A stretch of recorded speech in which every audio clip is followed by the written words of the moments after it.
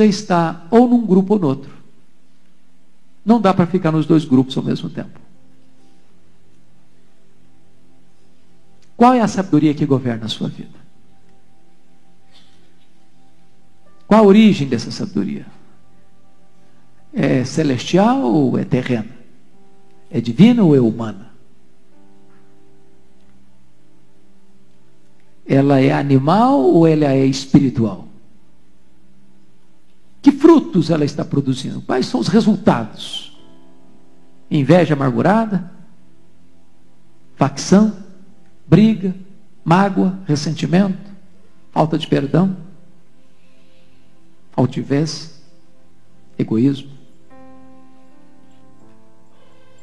Ou essa sabedoria é uma sabedoria que está produzindo frutos doces de justiça, trazendo glória para Deus, trazendo bênção para a vida da sua família, trazendo bênção para a igreja, influenciando a sociedade? Que frutos a sua vida está produzindo para evidenciar que origem é a sabedoria que governa a sua vida? De cima ou de baixo? De Deus ou dos homens? Espiritual ou animal? Quem entre vós é sábio e inteligente? Mostrem mansidão de sabedoria mediante condigno proceder às suas obras. Se pelo contrário, tendes em vosso coração inveja amargurada e sentimento faccioso, nem vos glorieis disso, nem mentais contra a verdade. Esta não é a sabedoria que desce lá do alto. Antes é terrena, animal e demoníaca. Pois onde há inveja e sentimento faccioso, aí há confusão e toda espécie de coisas ruins. A sabedoria, porém, lá do alto é primeiramente pura, depois pacífica, indulgente, tratável, plena de misericórdia e de bons frutos, imparcial, sem fingimento. Ora, em paz que se semeia o fruto da justiça para os que promovem a paz. Amém. Quero tratar com vocês hoje sobre o tema: qual é a sua sabedoria? Terrena ou celestial? Nós abordamos na segunda-feira passada o capítulo 3, versos de 1 a 12, falando sobre o poder da língua. E mencionamos que a língua tem o poder de dirigir. E Tiago compara a língua com o freio de um cavalo e como um leme de um navio.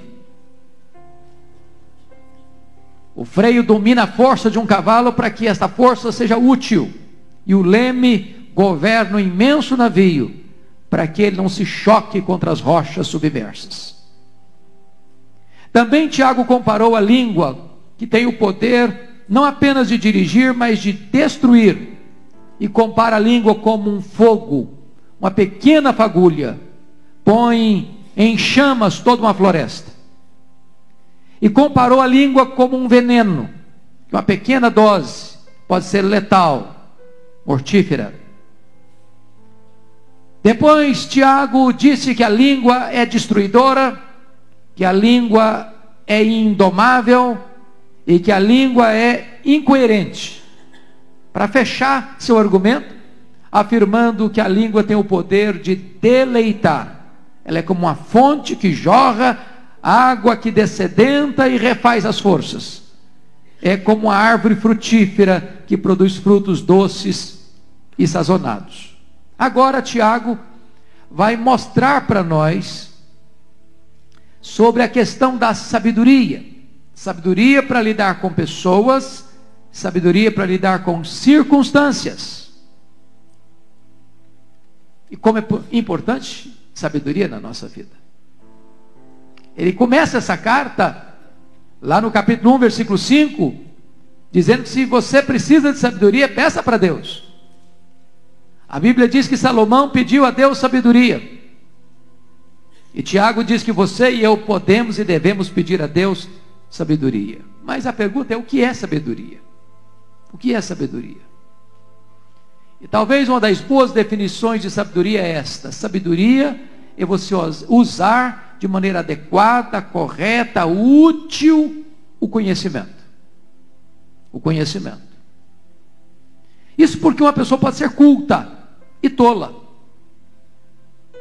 Ela pode ter muita informação na cabeça e não saber processar esse conhecimento e não saber usar esse conhecimento para o bem, mas para o mal. Eu pergunto a vocês, vocês acham que os nossos representantes políticos, que boa parte deles hoje têm se imiscuído com práticas de corrupção, fazem isso porque lhes falta conhecimento? Vocês acham que eles erram por ignorância? Vocês acham que as pessoas que estão hoje mergulhadas nesse caudal profuso de corrupção é porque não conhecem? Na verdade conhecem, mas o conhecimento que não é usado de forma sábia para o bem, esse conhecimento se torna uma ferramenta perigosíssima para o mal. Então, hoje parece-me que no mundo aí, sobretudo relacional, dizendo que a inteligência emocional é mais importante do que a inteligência intelectual. Quando se contrata hoje um funcionário de alto escalão, está se procurando muito mais inteligência emocional do que inteligência intelectual. Porque há muitas pessoas altamente intelectuais que não sabem conviver com gente. Não sabem nem conviver com elas mesmas. O que é sabedoria? Sabedoria, numa definição literal do grego, é olhar para a vida com os olhos de Deus. Talvez trazendo à tona o título daquele grande clássico evangélico, Em Seus Passos, o que faria Jesus? Que decisão ele tomaria? Que palavra ele daria? Que atitude ele tomaria? Qual seria a sua reação diante dessa situação? Sabedoria é olhar para a vida com os olhos de Deus. É ver a mesma circunstância como se Deus a estivesse vendo. É olhar para a vida com as lentes de Deus. Pelos óculos de Deus. Na perspectiva de Deus. Agora, Tiago está contrastando aqui dois diferentes tipos de sabedoria. A sabedoria da terra, a sabedoria do céu. A sabedoria do homem, a sabedoria de Deus. E a grande pergunta hoje é esta: que tipo de sabedoria governa a sua vida? Que tipo de sabedoria governa a nossa vida? Os frutos dessa sabedoria revelam se a sua fonte é humana ou é divina, se é terrena ou celestial. E notem comigo o verso 13.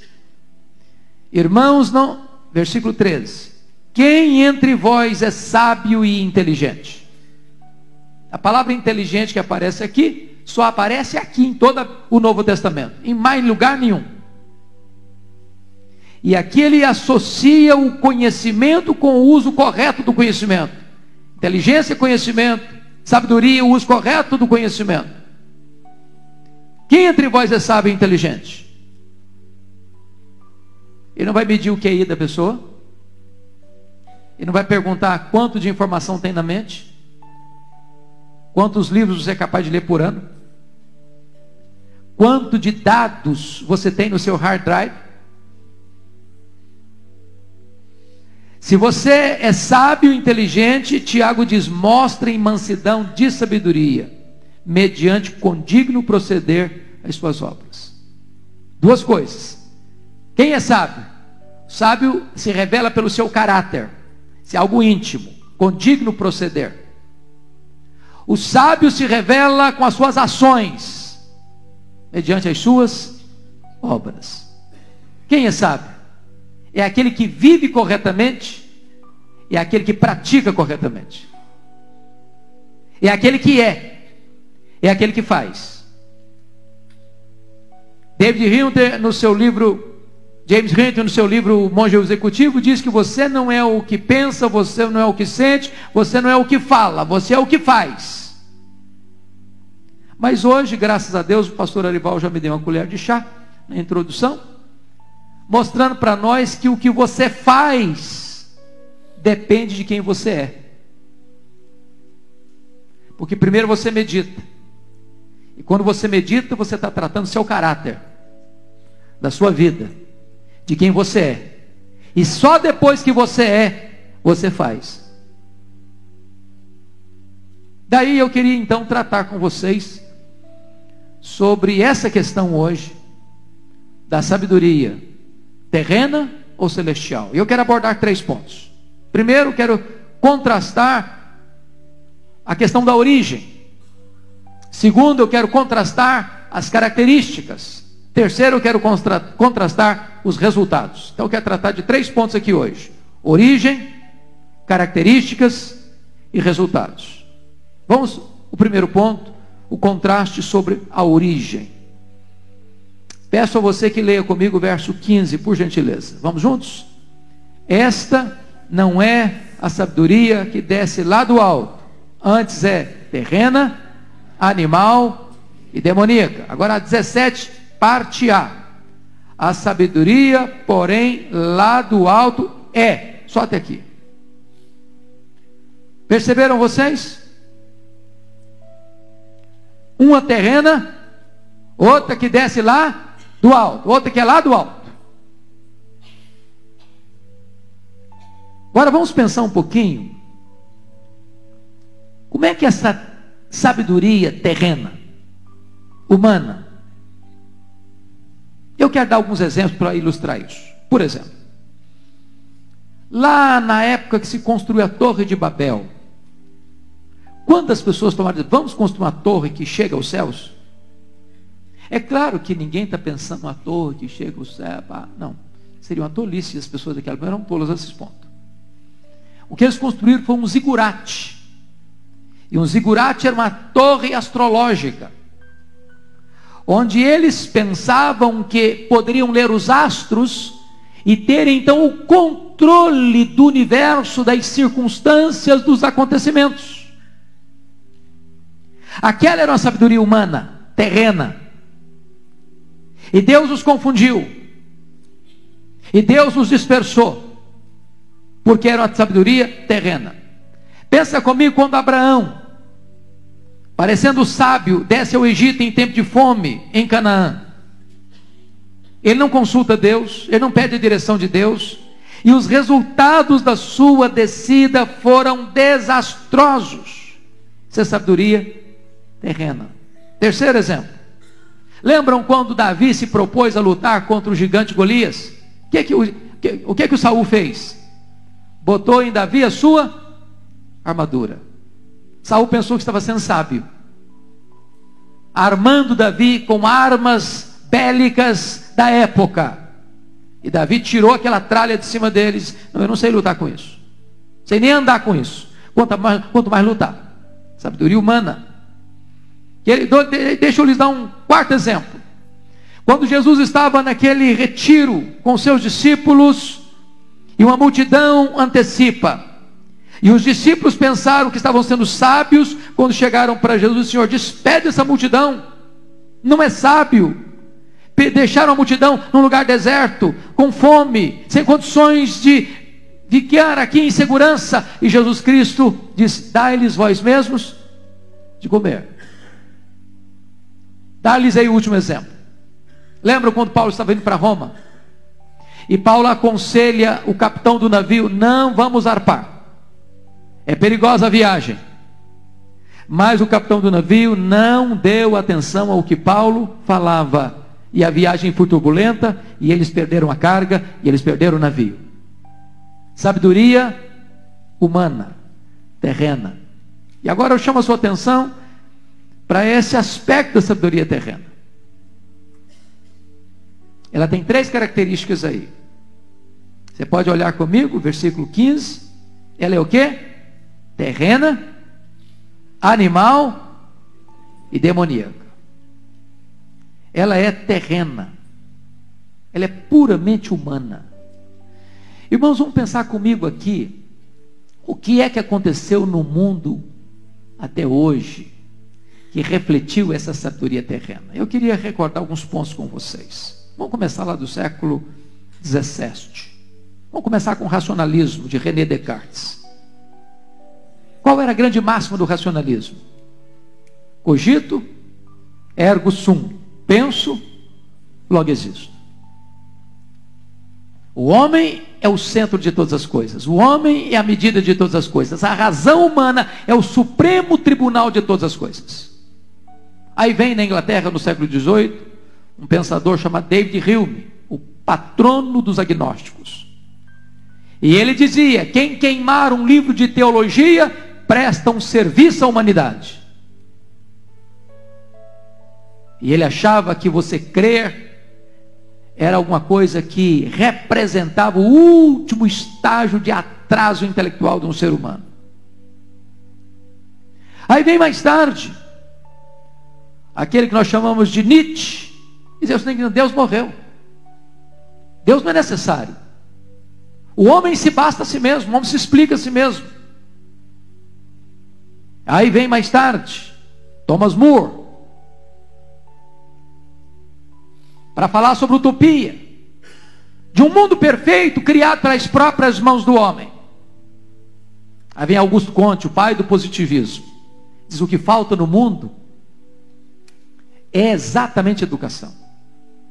O problema do homem é a ignorância. Dê educação para o homem e nós construiremos um paraíso na terra. Mas logo depois vem Charles Darwin, que em 1859 publica As Origens das Espécies, diz: Deus não precisa mais existir, porque o homem agora pode explicar a sua própria origem, e o universo pode explicar a sua própria origem, independentemente de Deus. Depois vem Sigmund Freud, pai da psicanálise, para mostrar que Deus é uma criação, a projeção que nós mesmos fazemos, uma criação do homem. Depois vem Karl Marx e diz que só existe matéria. Se você parar para perceber, todos os pensadores e filosofias tinham um único propósito, centrado no homem. É a sabedoria do homem, é a sabedoria terrena. E onde essa sabedoria jogou a humanidade, jogou a história, em duas sangrentas guerras mundiais. Ela é terrena, puramente terrena. Tiago vai dizer que essa sabedoria, ela é, veja comigo aí, versículo de número 15, ela é animal. E aqui, obviamente, a palavra animal em contraste com espiritual, psíquicos. E aí você vai perceber o seguinte, que essa sabedoria animal, ela é extremamente secularizada. Em outras palavras, empurra Deus para dentro dos templos apenas, e Deus não tem mais a ver com a sua vida no aqui e no agora. Não faz mais sentido. E se você parar para perceber, dentro dessa visão animal, a palavra de Deus não governa a sua vida familiar, não governa a sua vida econômica, não governa a sua vida profissional, não governa a sua vida sentimental. Deus foi empurrado apenas para dentro do templo e acabou. Mais do que isso, Tiago diz que essa sabedoria, ela é demoníaca. Demoníaca. Sabe o que significa isso? Que o que está por trás desses pensamentos humanistas é Satanás. E eu vou ilustrar isso para você. Quando Pedro, lá em Cesareia de Filipe, depois que Jesus disse para os discípulos que ele deveria ser entregue nas mãos dos homens, para ser preso, para ser crucificado, para ressuscitar ao terceiro dia, diz a Bíblia que Pedro passa a repreender a Jesus. De modo, Senhor, de modo nenhum, Senhor. Isso pode acontecer. Tenha piedade de ti mesmo. E Jesus olha para Pedro e diz: arreda, Satanás. Porque não cogitas das coisas de Deus, apenas das coisas dos homens. A proposta de Pedro era absolutamente humanista, afastando a cruz, afastando o Calvário, substituindo a redenção pelo humanismo. E Jesus chama esse humanismo de Pedro de satânico. Arreda Satanás. É claro que Jesus está dizendo que Pedro é Satanás. Nem Jesus está dizendo que Pedro está possesso. Jesus está dizendo que aquela filosofia que está na boca de Pedro, tentando induzir Jesus a afastar-se da cruz, era uma sabedoria demoníaca. É a sabedoria da serpente. É a sabedoria que muda a verdade de Deus em mentira. E que leva o homem a adorar a criatura em lugar do Criador, o qual é bendito eternamente. Porém, a sabedoria lá do alto, ela vem de Deus. Ela é fruto de oração. Ela é dom de Deus. Ela está em Cristo. E ela está na palavra de Deus. Aqui, então, Tiago está tratando da origem dessa sabedoria. De onde ela vem? Do alto ou é terrena? De Deus ou ela é do homem? Inspirada na palavra de Deus ou inspirada por Satanás? Vamos agora ao segundo ponto. Contraste sobre as características. Sobre as características. Você pode ler comigo os versos 13 e 14, por favor? Vamos juntos? Quem entre vós é sábio e inteligente? Mostrem mansidão de sabedoria mediante condigno proceder as suas obras. Agora 14. Se pelo contrário tendes em vosso coração inveja amargurada e sentimento faccioso, nem vos glorieis disto, nem mentais contra a verdade. Agora verso 17. A sabedoria, porém, lá do alto é primeiramente pura, depois pacífica, indulgente, tratável, plena de misericórdia e de bons frutos, imparcial, sem fingimento. Então vamos olhar agora que se elas têm origens opostas, elas operam em caminhos diferentes também. Então qual é a evidência da falsa sabedoria?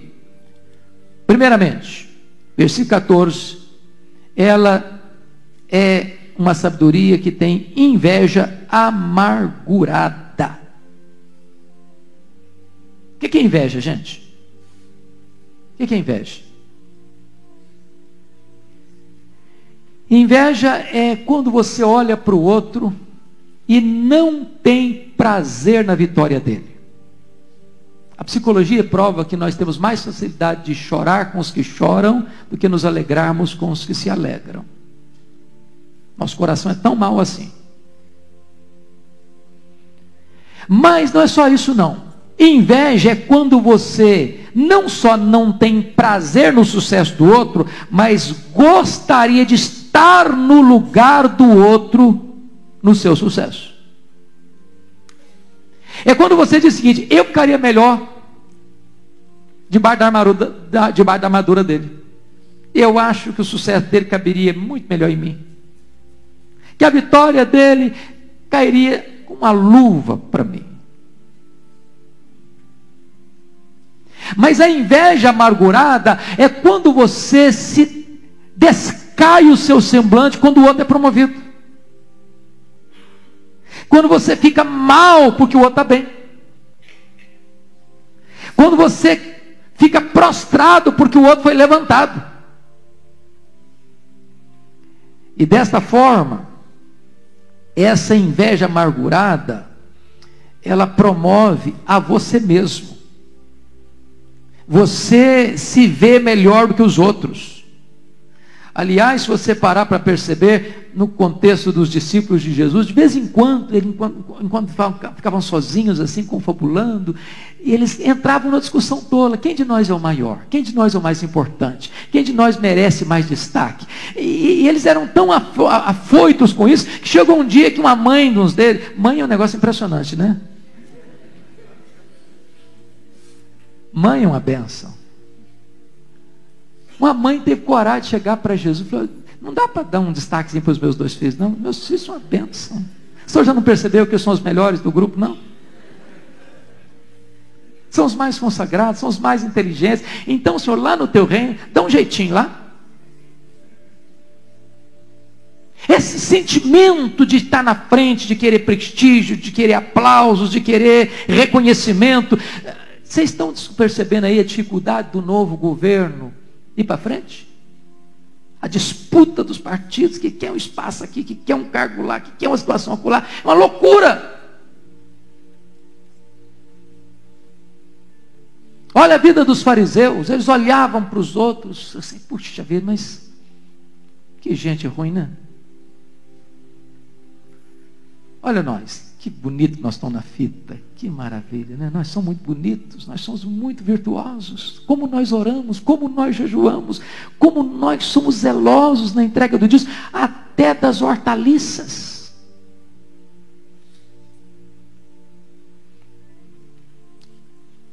Tiago vai dizer em segundo lugar que essa inveja, ou melhor, essa sabedoria terrena, ela tem um sentimento faccioso. Sabe o que é um sentimento faccioso? É aquele sentimento que fere pessoas, machuca gente. Porque a vontade dela tem que prevalecer, a visão dela tem que prevalecer, o gosto dela tem que prevalecer, a perspectiva dela tem que prevalecer. Ela olha para o outro de cima para baixo. Deixa eu ilustrar isso para vocês. A igreja de Filipos era uma igreja tão linda, tão maravilhosa do ponto de vista de obra missionária, mas quantos problemas aquela igreja tinha internamente, por causa das facções. Aí Paulo escreve o capítulo 2 para essa igreja, para dizer o seguinte: olha, vocês têm que ter cuidado aí, porque tem gente aí que só trabalha se o grupinho dele aparecer, partidarismo. Tem gente que só trabalha na igreja se os holofotes estiverem em cima dele, vanglória. Tem gente que só pensa nele mesmo. E aí Paulo diz: pensa no que é do outro também. Não tenha em vista cada um o que é propriamente seu, senão também o que é do outro. Aí Paulo diz assim: tende em vós o mesmo sentimento que houve também em Cristo Jesus. Qual foi o sentimento que houve em Cristo Jesus? Sendo Deus, ele se fez homem. Sendo rei, ele se fez servo. Sendo bendito, ele se fez maldição. Sendo santo, ele se fez pecado. Sendo rei da glória, ele se humilhou até a morte e cruz. E ele dá mais 3 exemplos. Ele dá o seu próprio exemplo, Paulo. Ele dá o exemplo de Timóteo. Ele dá o exemplo de Epafrodito. Todas as pessoas que investiram nos outros e pensaram nos outros mais do que em si mesmo. A sabedoria terrena vai sempre pensar: eu primeiro, depois o outro.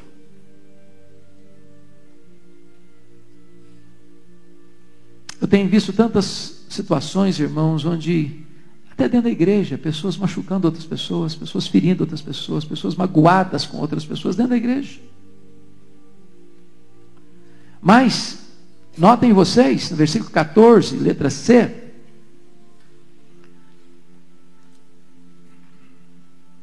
que uma outra característica dessa sabedoria terrena é a mentira. Nem mentais contra a verdade. A inveja produz sentimento faccioso, este promove a vaidade se alimenta da mentira. Mas qual é a evidência agora da verdadeira sabedoria, lá do alto, celestial? E aí Tiago mostra para nós aqui quais são os resultados. Veja o versículo 13. Primeiro resultado: mansidão. O que é ser manso? Ser manso não é ser frouxo. Ser manso não é ser capacho. Ser manso não é ser fraco. Ser manso não é ter vigor. Ser manso é ter poder domesticado. Ser manso é você poder retrucar e não retrucar. É você poder punir o outro e abster-se de punir. É de você poder dar o troco ao outro, mas você tomar a decisão de não dar. Moisés era um grande líder, mas manso. Jesus dominava os demônios, mas era manso de coração. Pureza. pureza. Segundo fruto aí, versículo 17. Olha comigo aí, a sabedoria, porém, lá do alto, é primeiramente pura. Ou seja, ninguém é sábio se vive uma vida imoral. Não é compatível sabedoria com imoralidade. Terceiro, paz. Você quer saber se uma pessoa é sábia? Veja se ela está criando confusão. Se ela é encrenqueira. Se ela ateia fogo. Se ela é geradora de conflitos. Se onde ela está o ambiente se transtorna. Se quando ela chega as relações ficam estremecidas. Quarto, indulgência.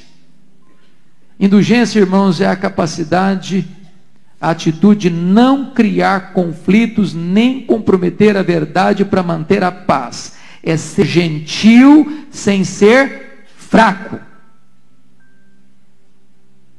Quinto, tratável. Tratável. Sabe o que significa ser tratável? Eu acho isso magnífico. Você conhece aquele tipo de crente que parece tão espiritual, mas tão espiritual, mas tão espiritual que você tem constrangimento de chegar perto dele? Conhece gente assim? Que a santidade dele expulsa as pessoas. Pensa comigo em Jesus. Quem tinha liberdade de chegar perto de Jesus? Quem? As crianças. Você quer ver uma pessoa sábia? Veja essas crianças se enroscam na perna dela. Se vem dar um abraço espontâneo. Se salta no colo dele. Veja se as pessoas mais quebradas pela vida, publicanos, pecadores, prostitutas, cobradores de impostos, gente que vive na margem da lei, até os leprosos, que eram tidos como maldito, chegava e encostava em Jesus. Você é uma pessoa tratável? Você atrai gente? Você tem doce? Você tem açúcar? Se é alguém que as pessoas gostam de vir e saem mais animadas quando conversam com você? Tratável. Notem ainda, sexto lugar, essa sabedoria é plena de misericórdia. Meus amados irmãos, não é apenas misericórdia, é pleno de misericórdia. Você conhece gente dura? Dura. Lembra de um homem que era incomunicável, a Bíblia diz? Como é que chamava o camarada? Nabal. Duro no trato, ninguém podia falar com ele. O homem era demoníaco, filho de Belial. Falava com ele, saía faísca.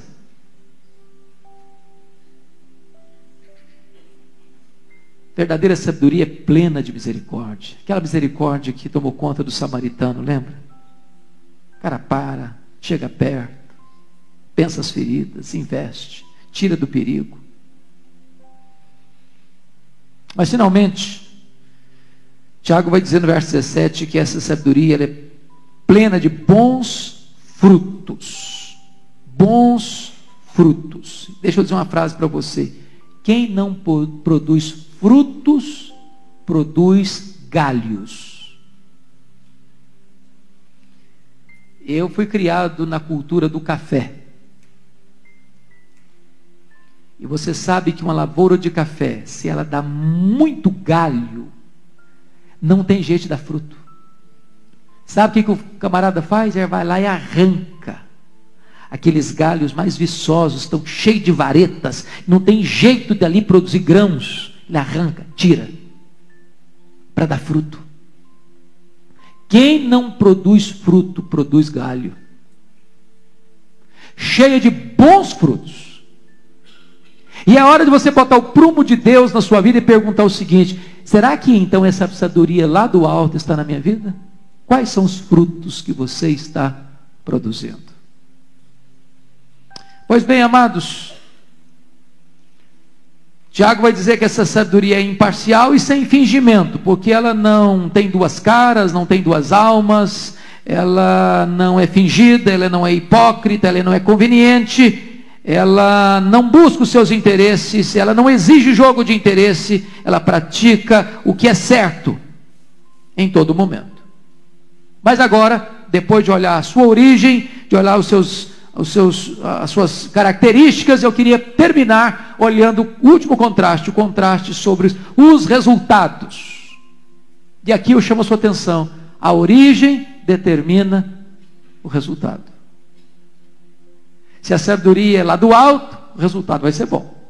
Se a sabedoria é terrena, o resultado vai ser mau. Não dá para alguém ser governado pela sabedoria terrena e ter resultados maravilhosos. Como não dá para ter resultados ruins se a sabedoria é lá do alto. Então vamos ver em primeiro lugar a sabedoria do mundo. O que ela produz? Você pode olhar o versículo 16 comigo, lá na partezinha final.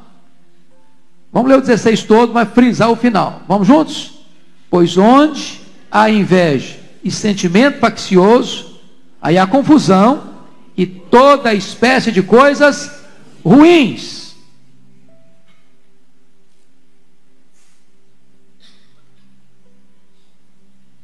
Confusão. O que é confusão? Ninguém entende nada. É uma balbúrdia.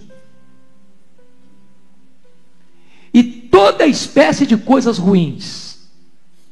Tiago não quis nem nominar, porque se eu fosse nominar, ele gastava muito tempo.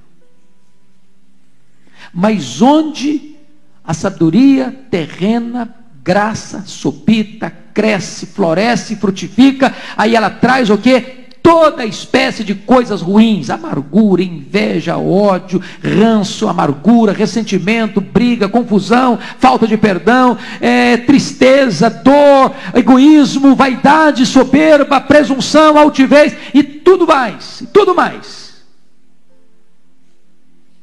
Tudo mais. Mas e a sabedoria de Deus? O que ela produz? O que ela produz? Vamos ver o versículo 18? Você pode ler o 18 comigo? Ora, é em paz que se semeia o fruto da justiça, para os que promovem a paz. Então vamos ver o que a sabedoria de Deus produz. Primeiro, irmãos, se você olhar no verso 13, ela produz vida reta.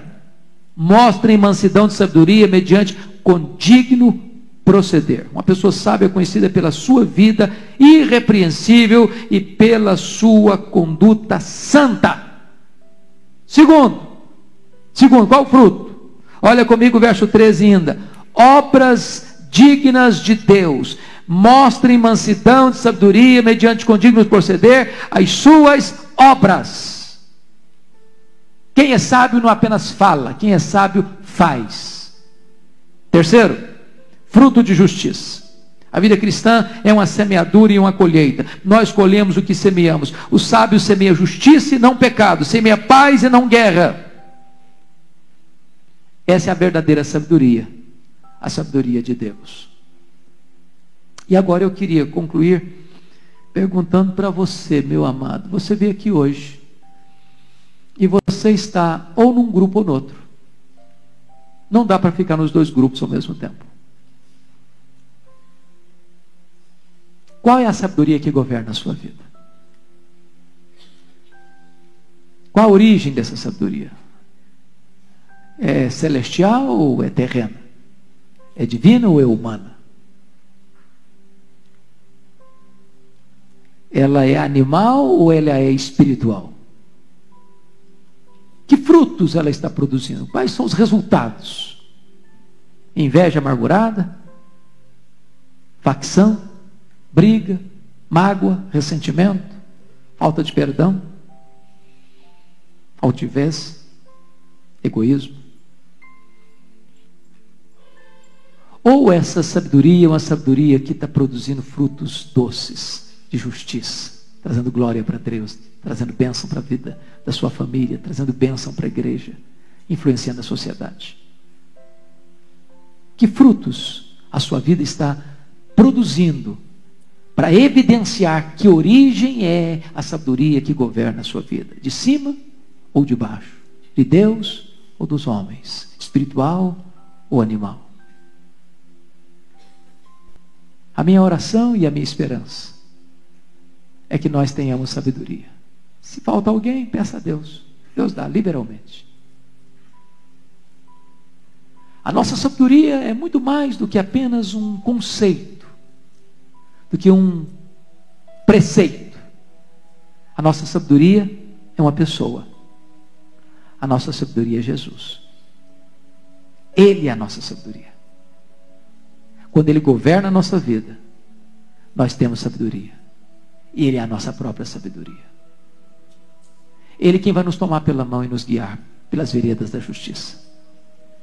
Ele quem vai nos ensinar o que falar, o que fazer.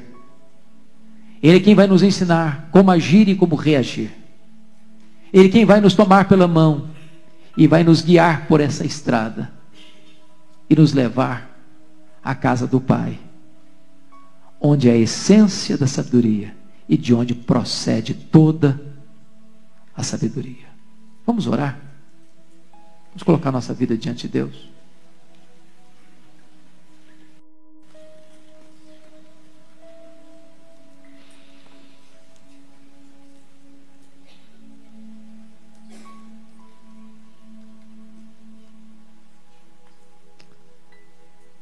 Feche os seus olhos, por favor.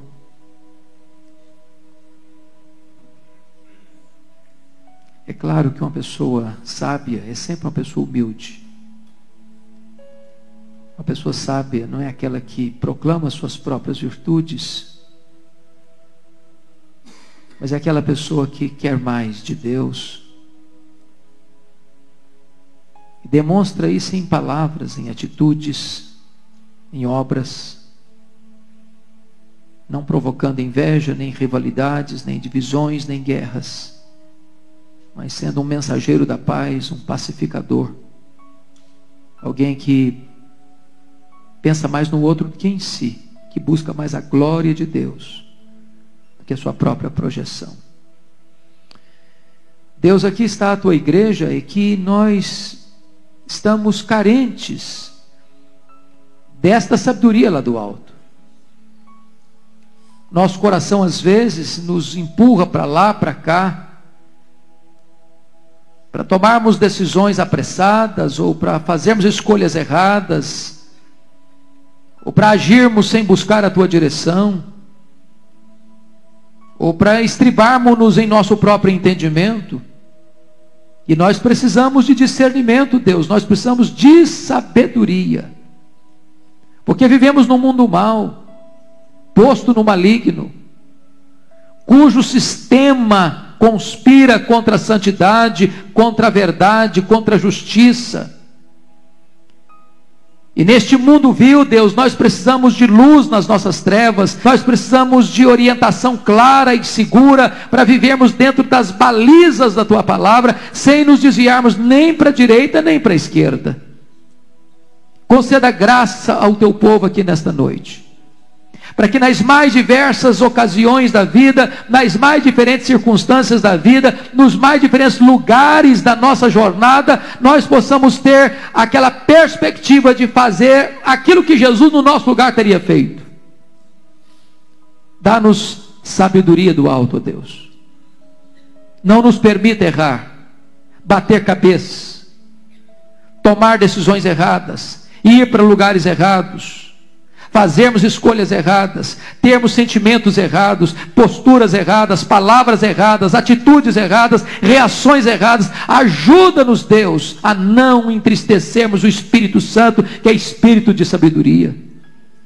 Fortalece o nosso coração, ilumina a nossa mente, renova as nossas forças e dá-nos poder para vivermos em novidade de vida todo dia para a glória do teu nome. Em nome de Jesus. Amém.